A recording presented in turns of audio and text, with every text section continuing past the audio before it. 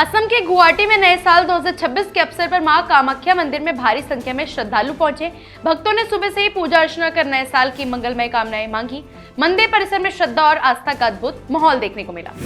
पंचकुला में press conference में नए डीजीपी संजय सिंघल ने कहा कि 1992 से अब तक पुलिसिंग में बड़ा बदलाव आया है। मोबाइल और इंटरनेट से अपराधी स्मार्ट हुए तो हरियाणा पुलिस ने भी खुद को आधुनिक बनाया। उन्होंने बताया कि आतंकवाद, अपराध और कानून व्यवस्था की चुनौतियों को पुलिस ने हमेशा सफलतापूर्वक संभाला है, जिसका हाल ही में गृह मंत्री अमित शाह ने भी उल्लेख किया था।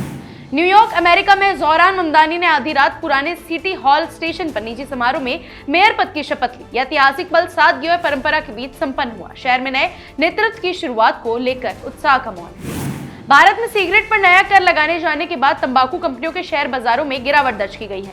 निवेशकों में चिंता बढ़ी है क्योंकि अतिरिक्त टैक्स से बिक्री और मुनाफे पर असर पड़ सकता है। बाजार एक्सपर्ट्स का मानना है कि यह कदम सरकार के राजस्व और स्वास्थ्य नीति दोनों से जुड़ा है।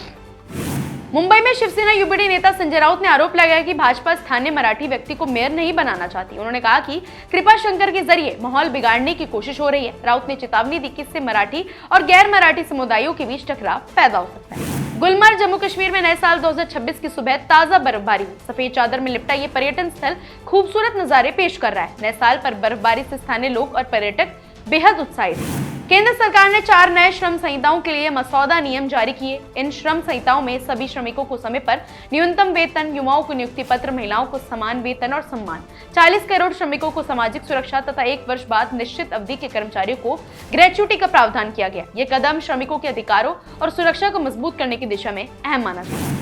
दिल्ली में वायुसेना के नए उप प्रमुख एयर मार्शल नागेश कपूर ने पदभार संभालने के बाद राष्ट्रीय युद्ध स्मारक पर पुष्पांजलि अर्पित की। इस अवसर पर उन्होंने शहीदों को श्रद्धांजलि दी। समारोह में वायुसेना की परंपरा और सम्मान का भाव स्पष्ट दिखाई दिया।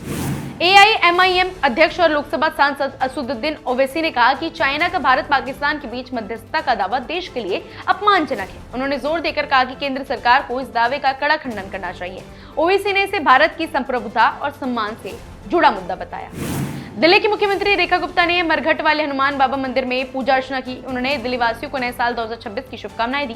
मुख्यमंत्री ने कहा कि यह साल दिल्ली में समृद्धि, तरक्की और विकास लेकर आएगा और सरकार बेहद दिल्ली बनाने की लिए काम कर रही है। श्रीनगर में नेशनल कॉन्फ्रेंस प्रमुख फारूक अब्दुल्ला ने पूर्व बांग्लादेश प्रधानमंत्री खालिदा जिया के निधन पर शोक व्यक्त किया। उन्होंने कहा कि विदेश मंत्री एस जयशंकर का अंतिम संस्कार में शामिल होना सराहनीय है। अब्दुल्ला ने कहा कि बांग्लादेश हमारा पुराना मित्र है और पुराने मित्रों से संबंध बनाए रखना अच्छा है।